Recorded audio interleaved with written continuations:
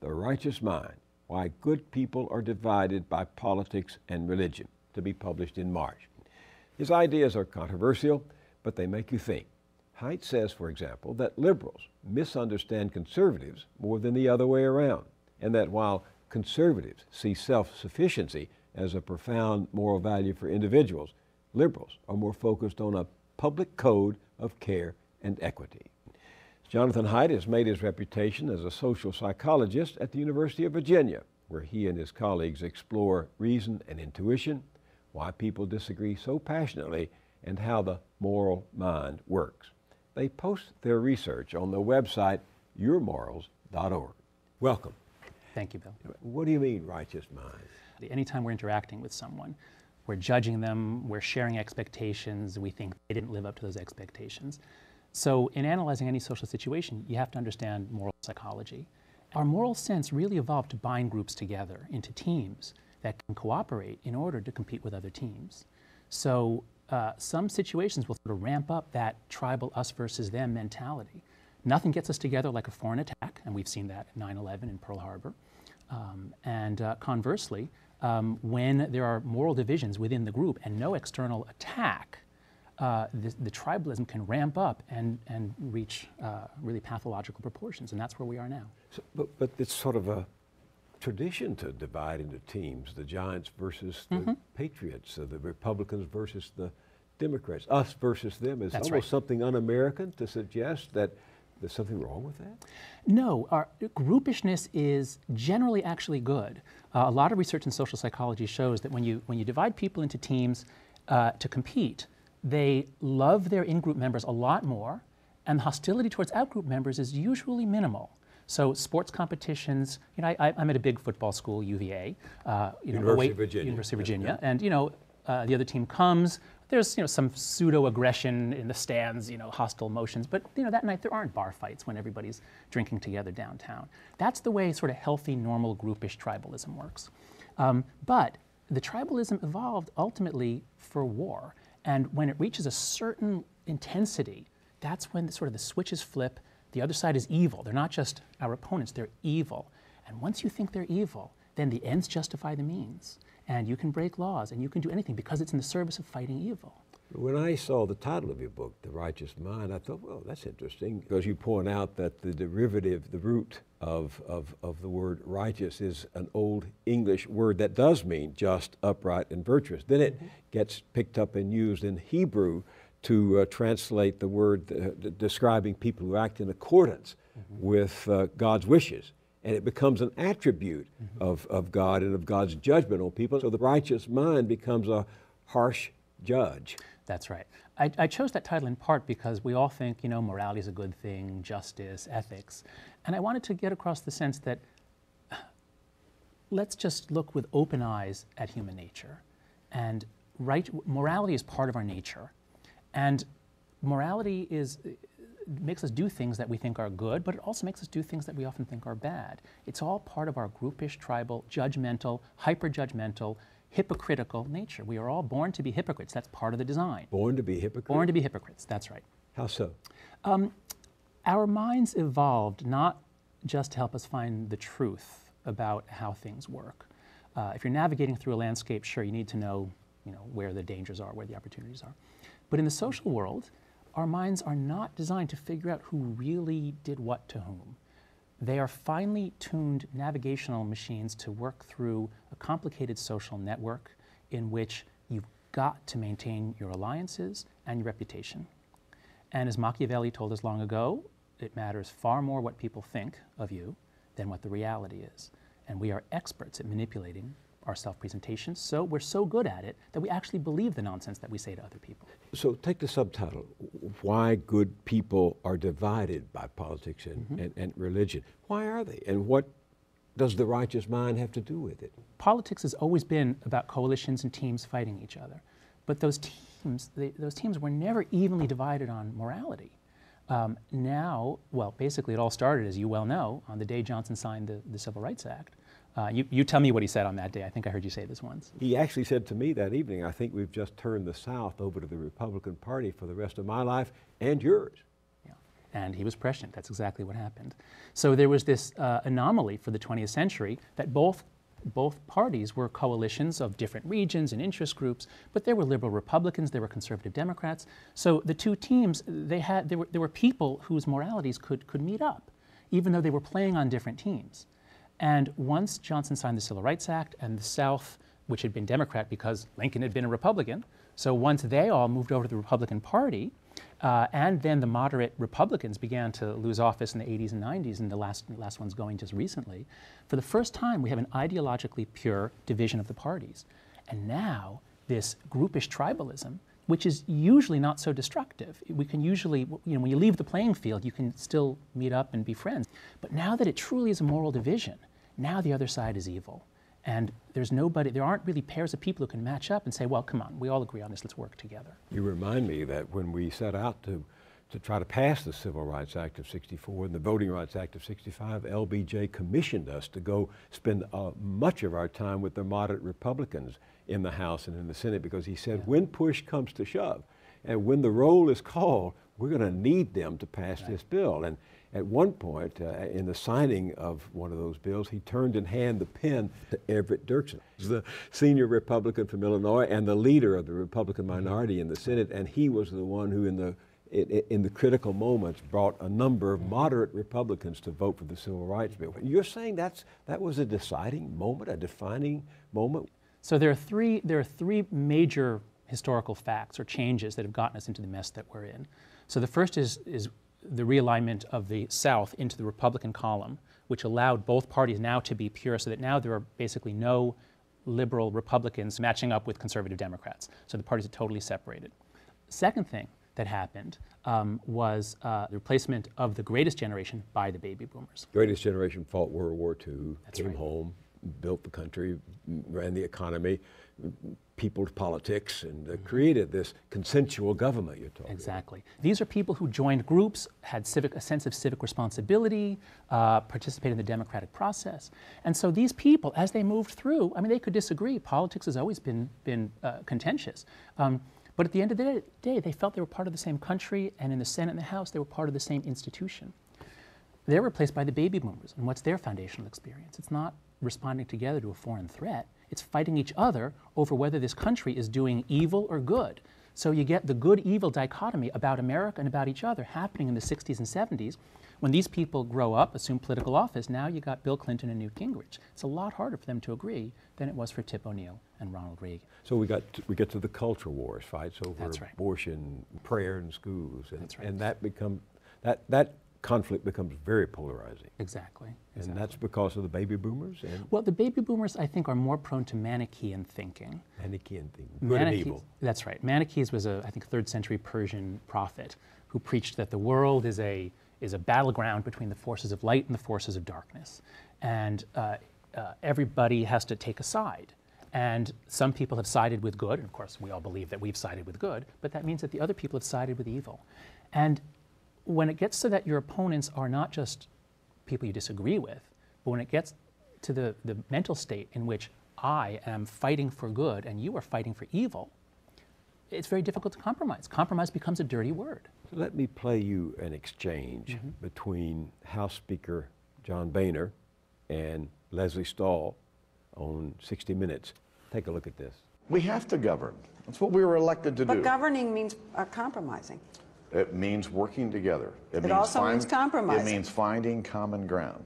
Okay, is I've that made it clear compromising? I am not going to compromise on my principles, nor am I going to compromise the will of the American people. You're saying I want common ground, but I'm not going to compromise. I don't understand that. I really don't. When you say the word compromise, a lot of Americans look up and go, oh, they're going to sell me out.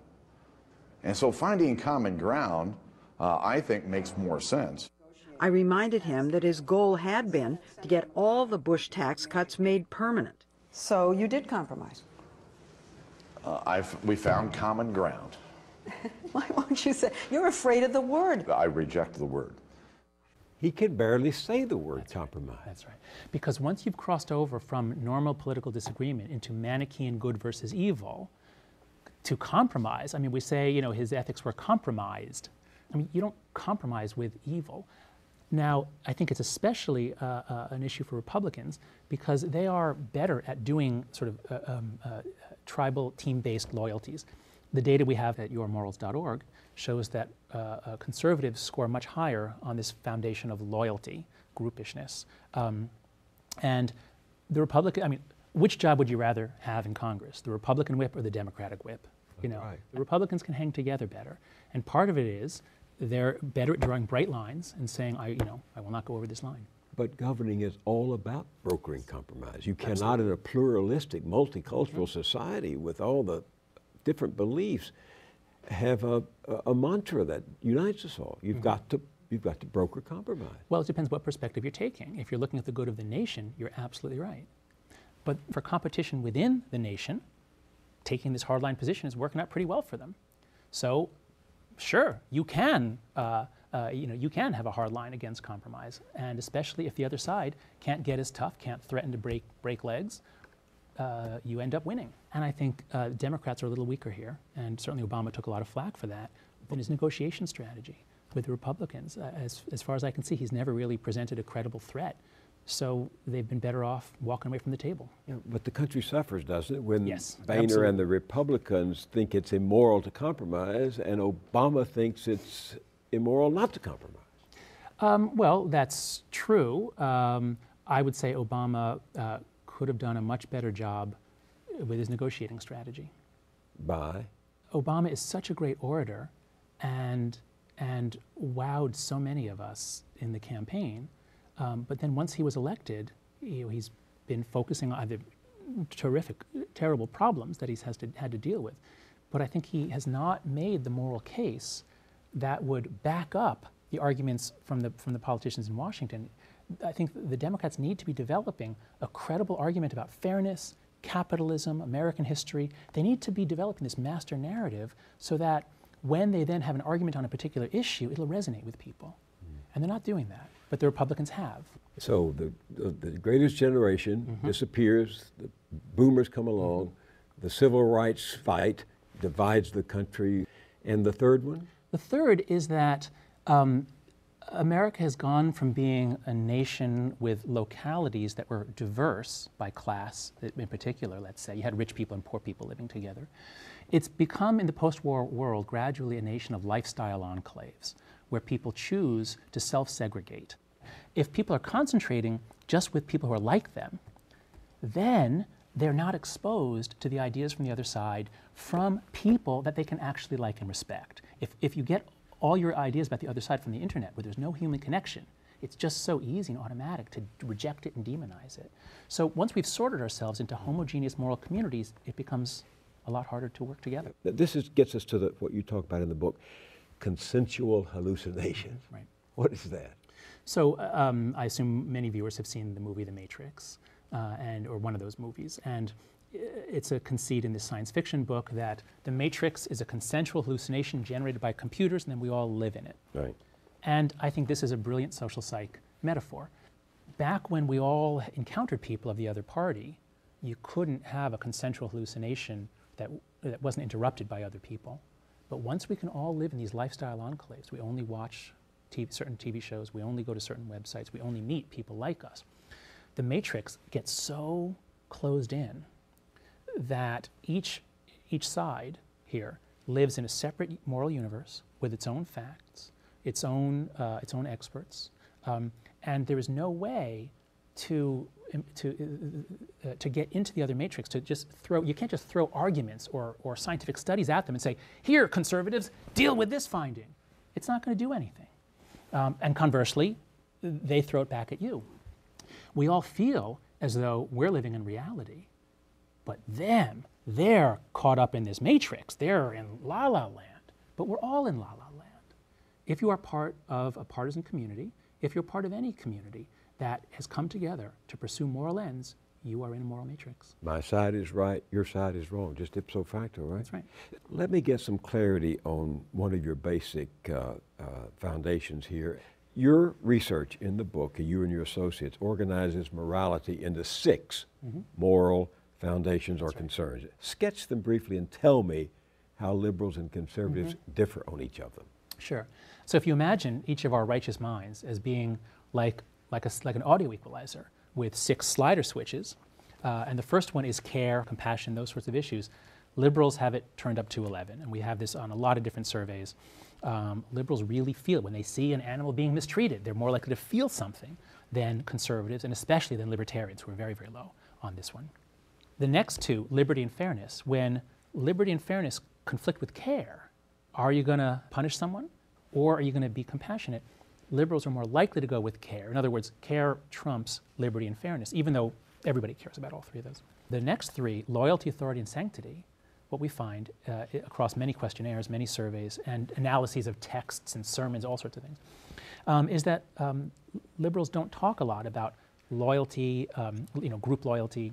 They don't talk a lot about authority and the importance of order and authority in maintaining order. They don't talk a lot about sanctity. Conservatives, on the other hand, what we find is that they value all of these more or less equally. And I think this is part of the reason why conservatives have done a much better job of connecting with American morality and convincing people that they are the party of moral values. Let's get down to some brass tacks, or brass knuckles, as one might want to say. There's so much anger and incivility in our politics today, and the twain do not seem able to meet. That's right. You have a lot of photographs of both the Tea Party and Occupy Wall Street that get at how moral psychology divides us. Just walk me through some of these. Sure. The first step that we all need to take is to understand that the other side is not crazy. They're not holding their positions just because they've been bribed or because they're racist or whatever evil motives you want to attribute. So what I'm hoping my book will do is kind of give people almost a decoding manual so that they can look at anything from the other side, and instead of saying, see, this shows how evil they are, you say, oh, okay, I see why they're saying that. All right, so let's take stop punishing success, stop rewarding failure. I remember seeing that at one of the early Tea Party rallies. So that's one version of fairness. Fairness as proportionality. What do you mean? Well, if people work hard, they should succeed. If people don't work hard, they should fail. And if anyone bails them out, that is evil. You should not bail people out who have failed, especially if it's because of lack of hard work, something like that. So as the right sees it, government is evil because it keeps punishing success with redistributive policies, take from the successful and give to the unsuccessful, and it keeps rewarding failure by giving out welfare and other payments to people who aren't working. So what I've found is that fairness is at the heart of both Occupy Wall Street and the Tea Party, but because the words have different meanings and they relate to additional moral foundations, that's why they're really very, very different moral views. There was a lot of empathy and caring at Occupy Wall Street. So this sign, I can't hurt another without hurting myself. This is part of the ethos on the left. This is why you get a lot of Buddhists and sort of the Christian left. It's a lot of emphasis on care and compassion.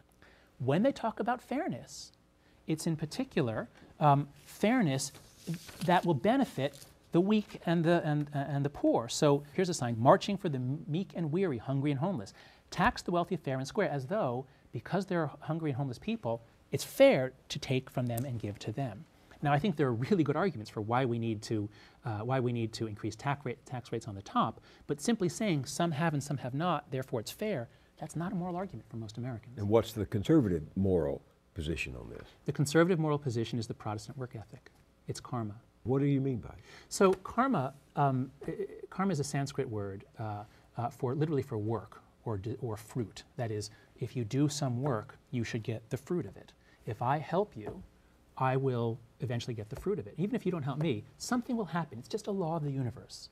So Hindus traditionally believed that the universe will balance itself, right itself. It's like gravity. If I am lazy, good for nothing, lying scoundrel, the universe will right that and I will suffer. But then along comes liberal do-gooders and the federal government to bail them out. So I think the conservative view, for social conservatives this is that basically liberals are trying to revoke the law of karma, almost as though, imagine somebody trying to revoke the law of gravity and everything's going to float away into chaos. All right, let's go back to Occupy Wall Street and the Tea Party. Flags are everywhere. American flags are everywhere at the Tea Party. And you never see them defaced, modified, touching the ground. At Occupy Wall Street, however, the majority of them had been modified. So here's one showing America as a nation taken over by corporations and war. Here's another one, Occupy Wall Street, the 99% is you. Now, what this shows, I think, is that at Occupy Wall Street, certainly the flag is not sacred. I think America is not sacred. The left tends to be wary of nation states. And this is, I think, a nice example of how sacralization blinds you. And on the right, where they do sacralize America, they can't think about the nuances about how America is not always right. American foreign policy did contribute to 9/11, but you can't say that because people on the right will see that as sacrilege, so they're blind. Whereas people on the left have a more nuanced view. So, you know, everything's a Rorschach test. As long as there's any ambiguity, one side will see the things that damn it, the other side will see the things that praise it. But isn't there reality below that Rorschach test? If Occupy Wall Street is saying inequality is growing, the American dream, upward mobility is disappearing, yes. 50 million people in poverty, something's wrong with That's our right. democratic and capitalist system. And I think something is wrong with our democratic and capitalist system. And this is where I think the left has really fallen down in articulating what's wrong. The right has been extremely effective and has funded think tanks that have made the case very powerfully for what's good about capitalism. And they're right. I mean, without capitalism, without free markets, we would not have the massive wealth that supports you and me and everyone else who doesn't physically make stuff. But since you need the push and pull, you need the give and take, you need the yin and yang, you need a good argument against that view. And I think it needs to be an argument about how capitalism, yes, it is good, but it only works under certain conditions. There's a wonderful new book out called The Gardens of Democracy by Eric Liu and Nick Hanauer. And they say democracy is like a garden, and the capitalist system is like a garden. You can't just say free market, grow as you like. You have to take some tending. And even as Adam Smith knew, only external regulation can prevent externalities, prevent monopolies. You got to have a clear argument about what capitalism is, why it's good, and how to make it better. And as I see it, the left hasn't done that. Does your research suggest it's preferable to have a greater moral range? When I began this work, I was very much a liberal, and over time, in doing the research for my book and in reading a lot of conservative writing, I've come to believe that that conservative intellectuals actually are more in touch with human nature. They have a more accurate view of human nature. We need structure, we need families, we need groups. It's okay to have memberships and rivalries. All that stuff is okay unless it crosses the threshold into Manichaeism. So I think that it would be very difficult to run a good society without resting much on loyalty, authority, and sanctity. I think you need to use those. But it seems to me that liberals, progressives are more in touch with the nature of the social order. I had an anthropology teacher at the University of Texas who had spent 5 years among the Apaches in West Texas for his graduate work. And he used both their example and the example through ages of saying through the long history of human beings, we have accomplished more by cooperation than we have by competition. And it seems to me that's the truth that progressives or liberals or whomever you want to call them see that conservatives don't. But cooperation and competition are opposite sides of the same coin.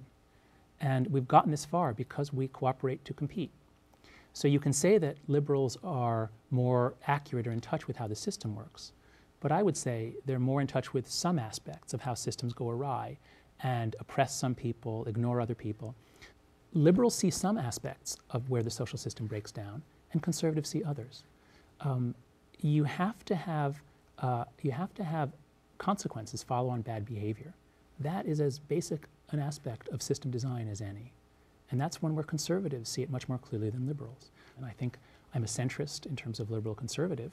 And I feel like I sort of like stepped out of the game.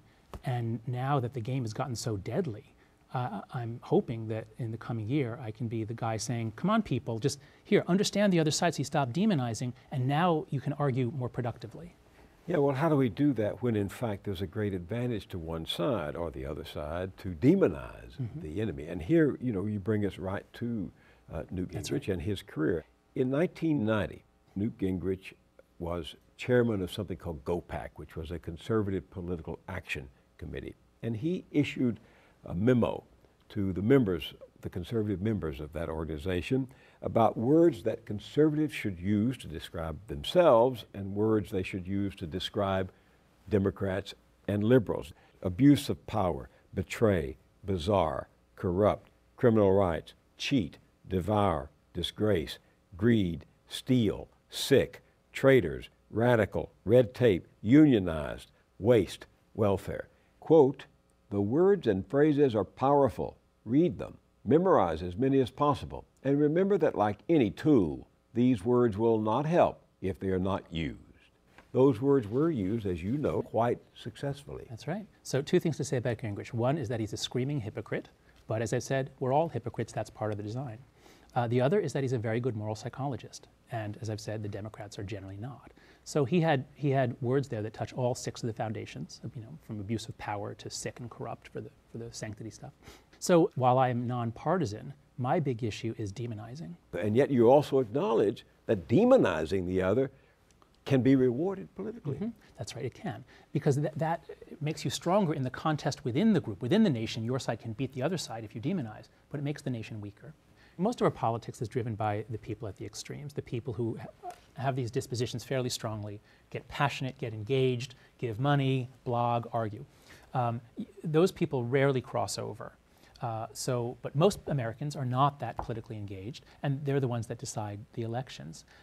So since most people aren't extreme either way in their basic disposition, they're up for grabs. And whichever party can connect with their moral values.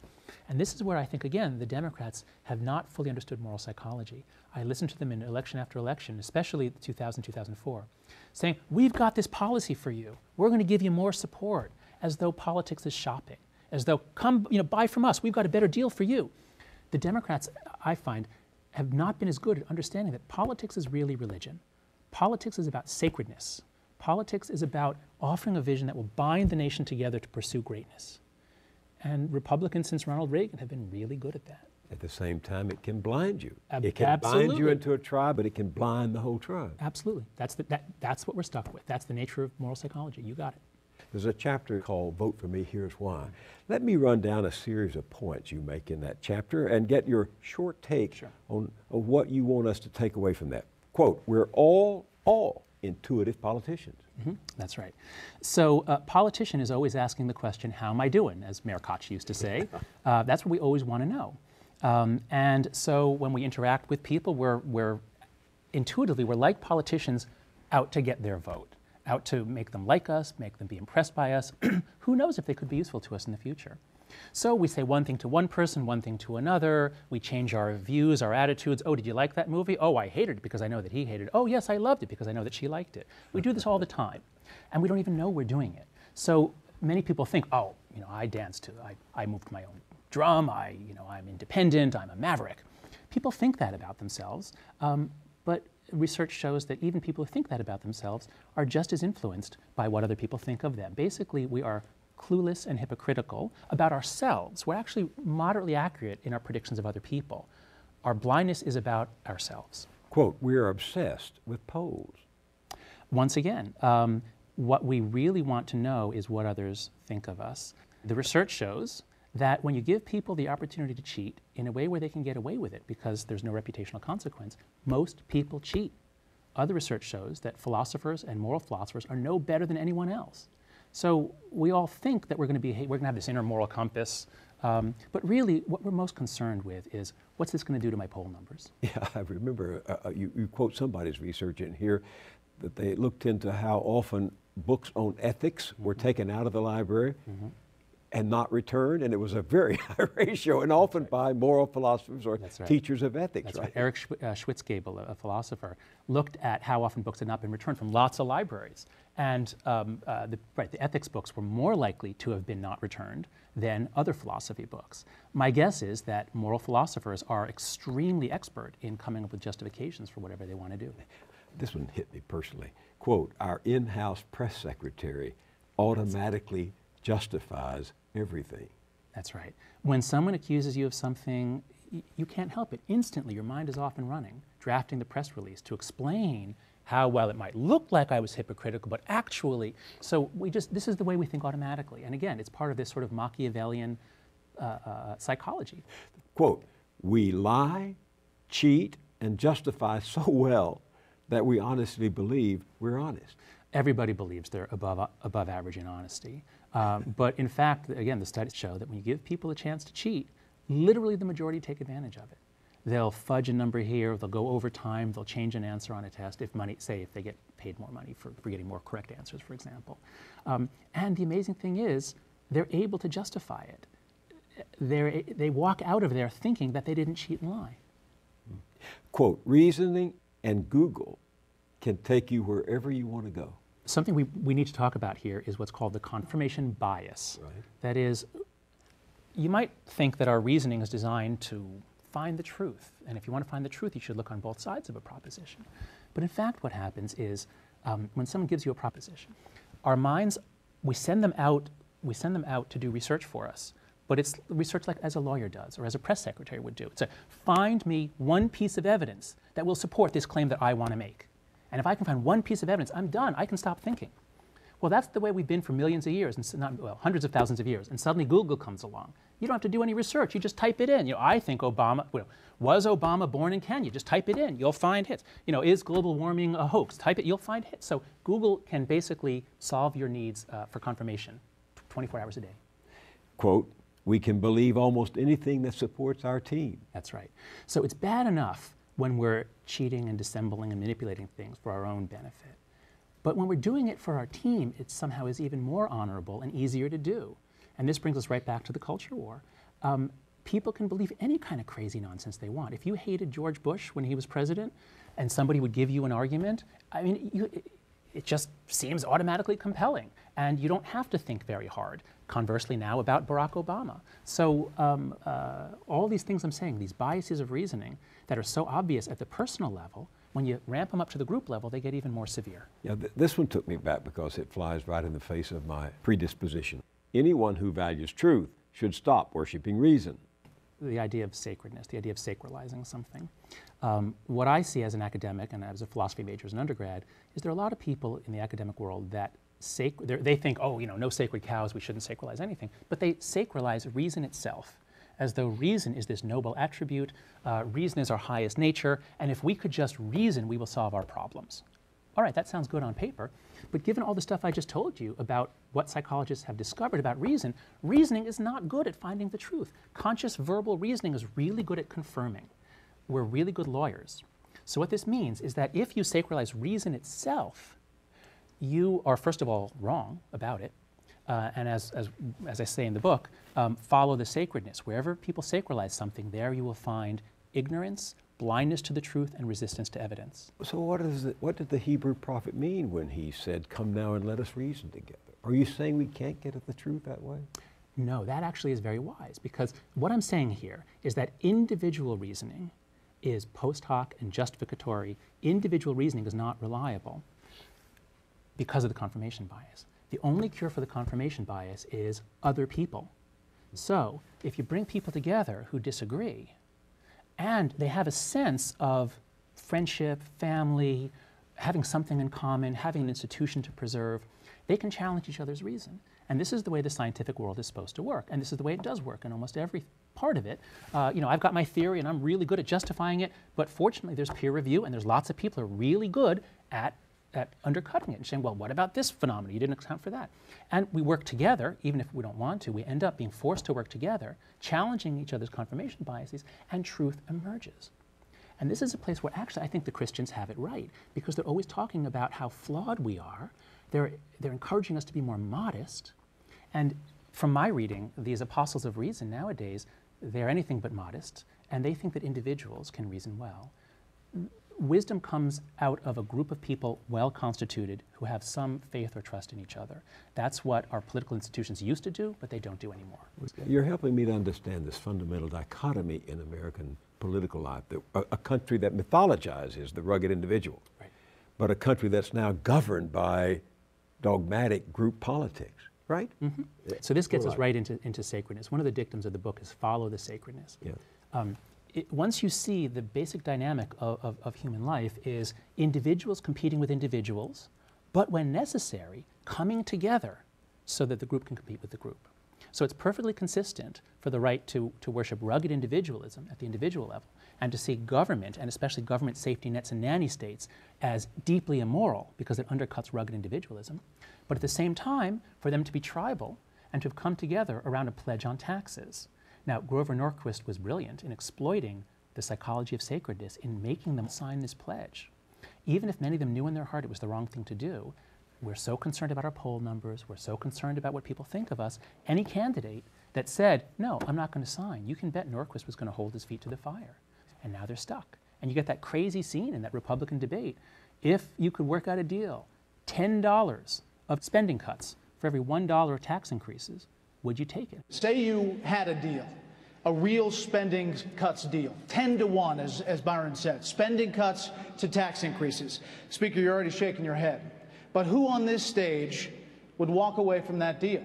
When you raise your hand, if you just feel so strongly about not raising taxes, you'd walk away on the 10 to 1 deal. It's straight out of all the conformity experiments in social psychology. You don't want to be the one who stands up and is different. There's a lot of conformity pressure. A little further out, it's not just that you're afraid of being different, it's that you know what's waiting for you if you didn't put your hand up. And that is Grover Norquist and everybody else saying, he's going to raise my taxes, he's going to raise my taxes. And you will be ejected from the group. That's You're right. no longer in the tribe. That's right. Out to the wilderness, right? That's right. Now, we can go even further back, and this is what I think people on the left have trouble understanding, is the rejection of taxes, this dogmatic attitude about taxes. It's not just, oh, I want to keep my money, give me money, I'm greedy. It's that they've seen the federal government, this begins in the 30s with Roosevelt, they've seen the federal government doing things that they think are evil. That is, the government got into the business of bailing people out when they make mistakes. Now, usually people need help, not because they made a mistake. There are important reasons to have a safety net. But welfare policies, and it got even more so in the 60s, the government began doing things that supported people who were slackers or free riders. So as entitlement programs grow, as they begin to do things that are really antithetical to conservative ideas about fairness and responsibility, now government, it's not hard to see government as evil, and the only way to stop it is to starve the beast. What's the Democratic liberal left equivalent of the tax pledge, no new taxes, the groupthink on one issue that if you violate it, gets you thrown out of the tribe? Right. Well, it's touchy to talk about, but basically I think the new left, the commitment that was made in the 60s, was towards victim groups. So it was civil rights, women's rights, gay rights. Now these were all incredibly important battles that had to be fought. And again, follow the sacredness. If you sacralize these groups, it binds you together to fight for them. So the sacralization had to happen, the sacralization of victim groups had to happen to bring the left together to fight what was a truly altruistic and heroic battle. And they won, and things are now better in this country because of that. But follow the sacredness. Once you've sacralized something, you become blind to evidence. So evidence about, let's say, how welfare was working, or any other social policy, that many of these social policies would backfire. But you can't see it because you've sacralized a group. Anything that seems to be helping that group, or anything that our group says is going to help them, you go with. So both sides are blind to evidence around their sacred commitments. I want to go to a very important moment in an early Republican debate that seems to me to go to the heart of what you were writing about in terms of moral psychology and how the conservatives see it. This was a question to Ron Paul. Yes, let's play it. Let me ask you this hypothetical question. A healthy 30-year-old young man has a good job, makes a good living, but decides, you know what? I'm not going to spend $200 or $300 a month for health insurance because I'm healthy, I don't need it. But, you know, something terrible happens, all of a sudden he needs it. Who's going to pay for if he goes into a coma, for example? Who pays for that? In a society that you accept welfareism and socialism, he expects the government to take care of What him. do you want? But what he should do is whatever he wants to do and assume responsibility for himself. My advice to him would have a major medical policy, but not be But he forced. doesn't have that. He doesn't have it, and he needs intensive care for 6 months. Who pays? That's what freedom is all about, taking your own risk. This whole idea that you have to prepare and take care of everybody. But, Congressman, are you saying the society should just let him die? No. This is a perfect example of what the culture war has turned into. It's a battle over ideas about fairness versus compassion. So the reason that video went viral is because of the applause at the end. So I got sent this video by a lot of people because, oh my God, these Republicans are so heartless, they're so evil and cruel and terrible. But it's exactly Aesop's ant and the grasshopper. The grasshopper fiddles away all the summer while the ants are working and working and working, preparing for the winter. The grasshopper says, oh, you're being silly, working so hard. And then winter comes, the grasshopper comes, knocks on the ant's door, and he's starving to death, he's freezing, he says, take me in, feed me. And as some liberals see it, the point of the ant and the grasshopper is that the ants are supposed to feed the grasshopper. But that's not what Aesop meant, and that's not what most Americans think it means. So what they're applauding for there, and what they're saying, yeah, let them die, the reason they're saying that is because they want a world in which karma functions. This guy made a choice. He made a choice to be a free rider. He made a choice to not buy health insurance. And if karma works as it should, no one will pay for it and he will die. If you value the Care Foundation, that is extremely cold. But if you value fairness as proportionality, that's what has to happen. What did Aesop mean?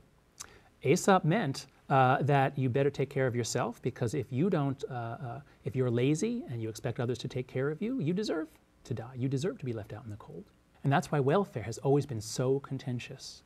Because on the left, they think it's doing good, bringing money to their sacralized victim groups. But on the right, it's doing bad because it's encouraging dependence, it's discouraging hard work, it's rotting away the Protestant work ethic, and it's encouraging irresponsibility. Welfare has always been an incredibly contentious. It has been, but liberals and progressives are right, are they not, when they say government has been a big force in the development of this country, all the way from infrastructure, canals and railroads and airports and all of that, to the social contract which prevents elderly people from falling into a life of despair at the end of their years. That's right. That's all true. And if the Democrats could make a good, clear case over what the proper role of government is, I think they'd be successful, because that's absolutely right. The problem is that government, whoever has the reins of government, uses it for moralistic purposes. They use it to further their sacred ends. And they use it to channel money and programs and largesse to their favorite groups. So people on the right don't trust government to do what's right with their tax dollars.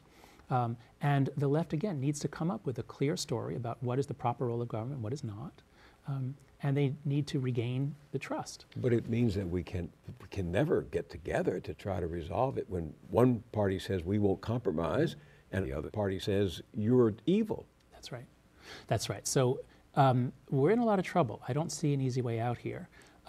There are some electoral reforms that would make things better, but the problem is that all electoral reforms will tend to favor one side over the other, which means it's very difficult to get them enacted. Well, you're also asking the very people benefiting from the present status quo system to change what is to their benefit, to keep That's it right. going. That's right. So, I mean, my only thoughts about how we can make a kind of an end run about this is we need to develop norms of certain things that are beyond the pale, certain things that are bad. And so, for example, just as we developed our discourse about, say, sexual harassment, you know, in movies and TV shows from the 60s, it was common, it was laughed at. But, you know, in just a few decades, we've come a long way in recognizing that certain kinds of behaviors are unacceptable. We've changed our attitudes about smoking in public. We've done all sorts of things like that. We've moralized things. I'd like to propose that we moralize two things. One is demonization. When you have people saying, you can disagree as much as you want, but when you start saying they're only saying that because they're, they're racist or they're in bed with this company, and even though sometimes that might be true, but we are so prone to dismiss other people and demonize their motives that we're usually going to be wrong about that. So if we could begin to see this in each other and even challenge each other and say, hey, you're demonizing, like just, disagree with them, but stop attributing bad motives to the other side. So if 10 years from now, people sort of recognize that and could call each other out on it, that would at least be some progress. The other one is corruption. Until we develop a massive groundswell of public revulsion at the fact that our Congress is bought and paid for, not entirely, of course, many of them are decent people. I don't want to demonize, I'm sorry. But the nature of the institution is such that they've got to raise tons of money and then they're responsive to those interests. So perhaps there are some norms that we could develop that will put some pressure on Congress to clean up its act. Jonathan Haidt, thank you very much for sharing your ideas with us. Oh, my pleasure, Bill. This has been great fun.